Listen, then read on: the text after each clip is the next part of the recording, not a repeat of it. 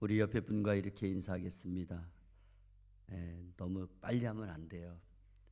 감사하고 축복합니다. 복음의 간증자로 삽시다.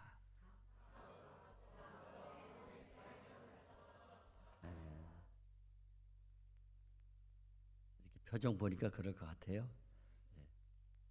자, 오늘 봉독한 말씀을 가지고 사도 바울의 복음을 위한 신앙 간증, 그런 제목으로 함께 은혜를 나누겠습니다. 오늘 우리가 함께 봉독한 사도행전 26장 말씀은 사도 바울의 신앙 여정 속에 있어서 가장 아름답게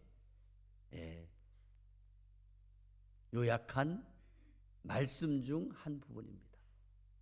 사도 바울은 복음을 전하다가 억울하게 감옥에 갇히게 되었고, 총독 벨릭스 베스도 아그리빠 왕 앞에서 신문을 받고 있는 상황에 서서 자신을 변호할 좋은 기회를 얻게 되었습니다. 하지만 그는 법정에서 자기의 결백을 주장하기보다는 복음을 전하는 기회로 삼아서 신앙의 간증을 하고 있습니다. 이 시간 저와 여러분도 사도 바울처럼 어떤 자리, 어떤 환경, 어떤 상황에서도 복음이 진리라는 것을 전하는 신앙의 간증자가 되시기를 간절히 바랍니다. 오늘 본문 말씀은 사도 바울이 아그리빠 왕 앞에서 자기 자신이 회심하게 되었던 과정과 복음의 역사적인 사건들을 전하는 사명을 받아서 복음을 전하는 자가 되었다는 것을 증언하고 있는 말씀입니다. 오늘 본문을 통해서 저와 여러분에게 주시는 은혜의 메시지를 세 가지로 나누어 함께 살펴보고 은혜를 나누겠습니다. 첫째로, 복음을 위한 간증은 언제나 존중과 겸손에서 시작됩니다. 오늘 본문 1절에서 3절 말씀을 우리 다 같이 함께 한 목소리로 천천히 읽겠습니다. 시작. 아그리빠가 바울에게 이르되 너를 위하여 말하기를 내게 허락하노라 하니, 이에 바울이 손을 들어 변명하되 아그리빠 왕이여, 유대인이 고발하는 모든 일을 오늘 당신 앞에서 변명하게 된 것을 다행히 여기나이다. 특히 당신이 유대인의 모든 풍속과 문제를 아심이니이다. 그러므로 내 말을 너그러이 들으시기를 바라나이다. 아멘. 자, 여기 말씀에 보면 사도 바울은 아그리빠 왕을 존중하며 말문을 열고 있는 것을 볼 수 있습니다.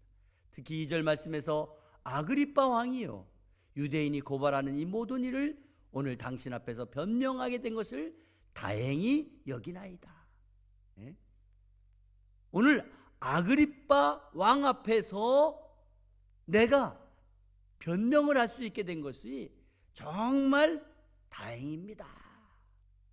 사도 바울은 지금 억울하게 갇혀있는 죄수의 신세로서 아그리빠 왕 앞에 서 있습니다. 그렇지만 그는 상대의 높은 권위에 있는 그 대상자 앞에서 정중한 태도로 말하고 있습니다. 자기의 적대자 같은 대상 앞에서 정중하게, 자기를 변호하는 입장임에도 공격적이지 않고 있다는 겁니다.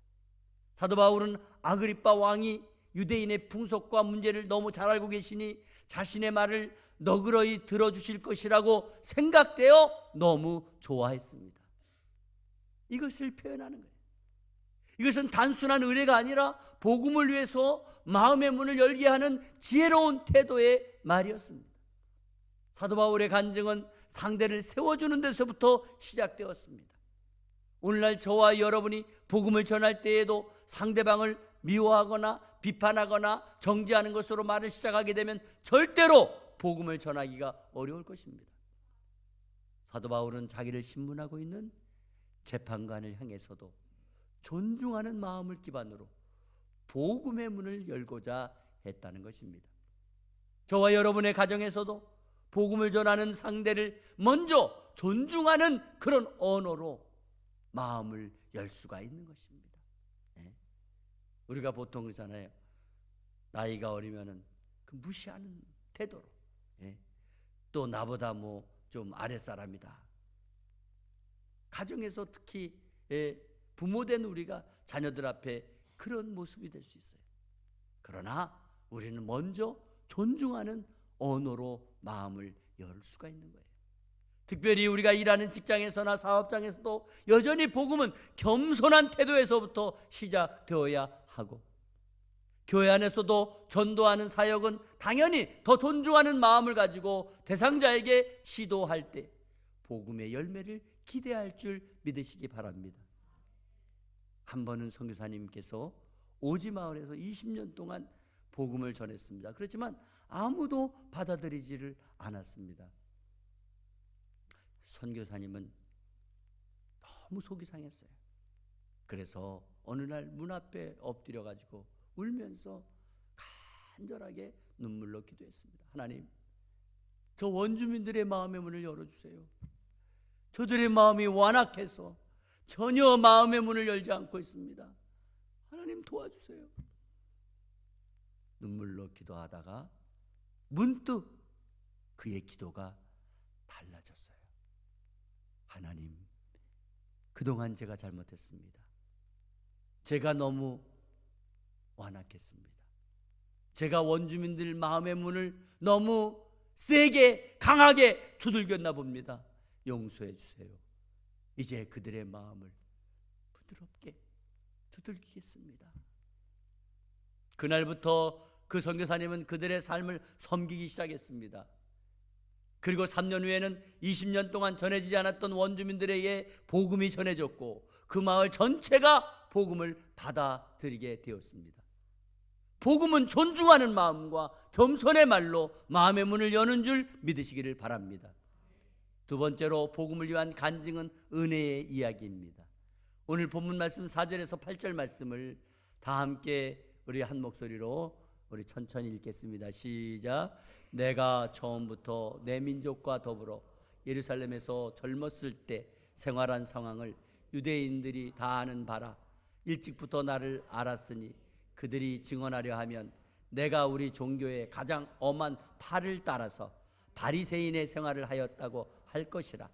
이제도 여기 서서 신문 받은 것은 하나님이 우리 조상에게 약속하신 것을 바라는 까닭이니 이 약속은 우리 12지파가 밤낮으로 간절히 하나님을 받들어 섬김으로 얻기를 바라는 바인데, 아그리빠 왕이여, 이 소망으로 말미암아 내가 유대인들에게 고소를 당하는 것이니이다.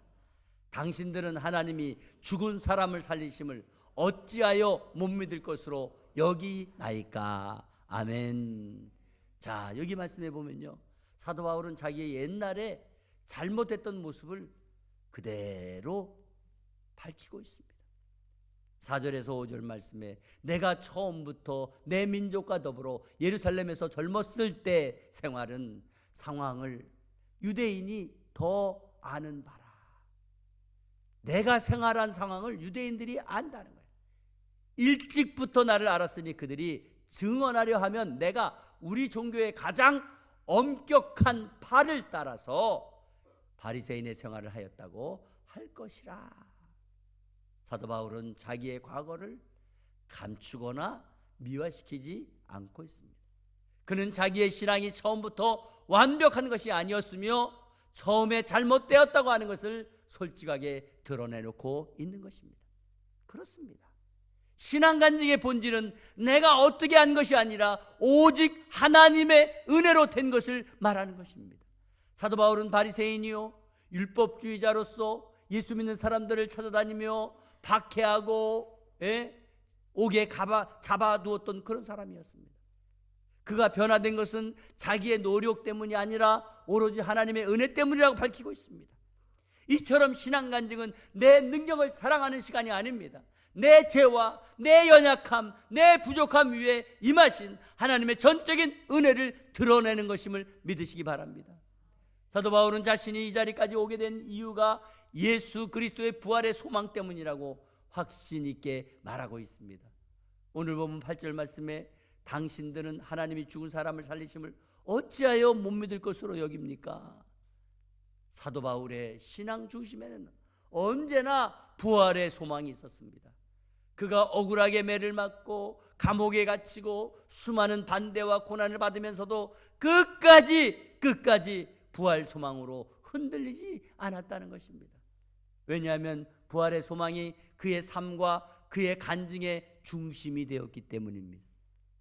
오늘날 저와 여러분의 신앙 간증에도 하나님께서 다 하셨다는, 그리고 부활 소망을 간증하는 우리의 신앙 고백의 중심이 되어야 될 줄 믿으시기 바랍니다. 나는 부족하지만, 나는 연약하지만, 나는 할 수 없지만 예수 그리스도께서 내 안에서 역사하신 은혜가 드러나야 되는 것입니다. 부활의 신앙은 오늘의 삶을 이기게 하는 것입니다. 한 번은 찢어진 인생 조각 위에 은혜가 흐른다고 하는 말을 하는 어떤 예술가가 깨어진 조각들을 모아가지고 아름다운 모자이크 작품을 만들어서 유명한 작가가 되었습니다. 그때 사람들이 물었습니다. 당신은 왜 깨진 조각들로 작품을 만드는 겁니까?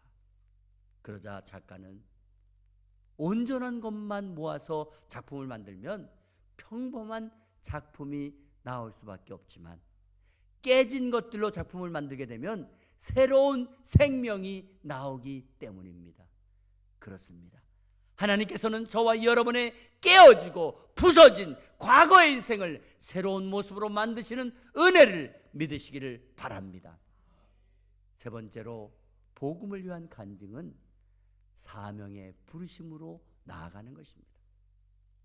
오늘 본문 9절에서 12절 말씀을 우리 다 같이 함께 읽겠습니다. 시작. 나도 나사렛 예수의 이름을 대적하여 많은 일을 행하여야 될 줄 스스로 생각하고 예루살렘에서 이런 일을 행하여 대제사장들에게서 고난을 받아가지고 많은 성도를 옥에 가두며 또 죽일 때에 내가 찬성 투표를 하였고 또 모든 회당에서 여러 번 형벌하여 강제로 모독하는 말을 하게 하고 그들에 대하여 심히 격분하여 외국 성에까지 가서 박해하였고 그 일로 대제사장들의 권한과 위임을 받고 다메섹으로 갔나이다. 아멘. 여기 보시면 사도 바울은요, 자기의 잘못된 열심을 솔직하게 다 고백하고 있습니다. 나도 나사렛 예수의 이름으로 대적하여 많은 일을 행하여야 될 줄 스스로 생각하고. 무슨 말이에요? 자기가 예수님을 대적하는 것이 잘하는 일인 줄 알았다는 거예요. 사도 바울이 회심하기 전에는 신앙의 열정은 있었지만 사랑이 없었습니다. 신앙의 지식은 있었지만 진리가 없었습니다. 그러한 그의 열심들은 자신을 멸망의 길로 이끌어 갔다는 것입니다.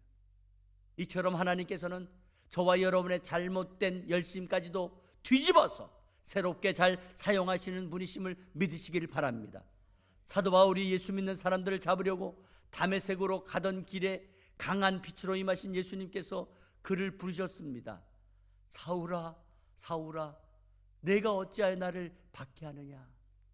순간 사도 바울은 누구시니까? 나는 내가 핍박하는, 내가 박해하는 예수다. 순간 사도 바울은 자기의 인생의 전체가 완전히 예수님께 붙들림 받는 영적인 체험을 하게 되었던 것입니다. 사도 바울은 자신이 걸어오던 길이 잘못된 길이라는 것을 깨닫게 되었고, 하나님께서는 그의 잘못된 열심을 복음을 위한 열심으로 새롭게 바꾸어 주셨다는 말씀입니다. 사도 바울의 신앙 간증은 결국 하나님의 부르심 이야기였습니다. 주님께서 나를 어떻게 만나 주셨는가? 주님께서 나를 어떻게 불러주셨는가? 주님께서 내게 어떤 사명을 맡기셨는가? 그렇습니다. 신앙 간증의 핵심은 언제나 하나님께서 나를 불러주셨습니다는 고백이 분명하게 있어야 하는 것입니다. 오늘날 저와 여러분에게 주시는 영적인 교훈이, 하나님께서는 인생의 실패자, 인생의 잘못된 결정, 인생의 어두운 과거까지 완전히 다 새롭게 사용하시는 분임을 믿으시기를 바랍니다. 하나님께서는 지금도 저와 여러분을 부르고 계십니다. 복음을 위한 삶은 사명을 깨달을 때 참되고 바른 인생이 시작될 수 있는 것입니다. 한 번은 한 목회자가 청년 시절에 방탕한 생활을 하다가 감옥에 들어가게 됐습니다. 그때 감옥에서 만났던 한 교도관에게 성경책을 받으면서 이런 말을 듣게 된 것입니다. 당신은 끝난 사람이 아닙니다. 하나님께서 다시 시작하실 사람입니다. 그 말을 듣는 순간 그의 자아가 완전히 무너졌습니다. 그리고 하나님께서는 그의 잘못된 삶의 방향을 뒤집어서 복음을 전하는 선한 일을 행하는 목회자로 세워주셨던 것입니다. 사도 바울처럼 저와 여러분의 인생을 새롭게 시작하신 하나님을 신뢰하시고 그분을 굳게 의지하며 살아가기를 간절히 바랍니다.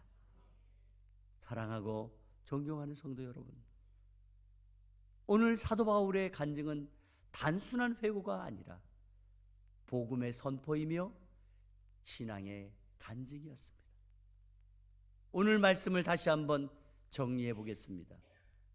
첫째로 사도 바울의 복음을 위한 간증은 존중과 겸손에서 시작되었습니다. 사람의 마음을 여는 복음의 문은 존중과 겸손으로 시작해야 될 줄 믿습니다. 두 번째로 사도 바울의 복음을 위한 간증은 은혜의 이야기였습니다. 내가 한 것이 아니라 하나님께서 다 하셨습니다. 하나님의 은혜로 되었습니다. 그 중에 가장 큰 은혜가 부활 소망이라는 것입니다. 영생의 축복입니다. 세 번째로 사도 바울의 복음을 위한 간증은 사명의 부르심이었습니다. 사도 바울의 회심은 하나님의 사명으로 이어졌습니다. 저와 여러분도 하나님께서 부르신 자리에 서서 그 부르심에 합당한 신앙의 간증자로 살아가시기를 간절히 바랍니다. 오늘 사도 바울은 죄수였습니다. 그렇지만 복음 앞에서는 당당한 승리자였습니다. 그는 법정에 서게 되었지만은 사실은 복음의 강단에 서 있는 것처럼 신앙의 간증을 선포했던 것입니다. 사도 바울은 자신을 변호하는 것이 아닙니다. 예수 그리스도를 변호하는 것입니다. 오늘날 저와 여러분의 삶도 어떤 자리에 있든지, 어떤 상황에 있든지, 어떤 모습으로 있든지 신앙의 간증을 통하여 복음이 증거되는 그 자리에 서서 하나님의 나라가 확장되는 그 중심에 서서 하나님 앞에 존귀와 영광을 올려드리게 되기를 주 예수 그리스도의 이름으로 축원합니다. 축원합니다.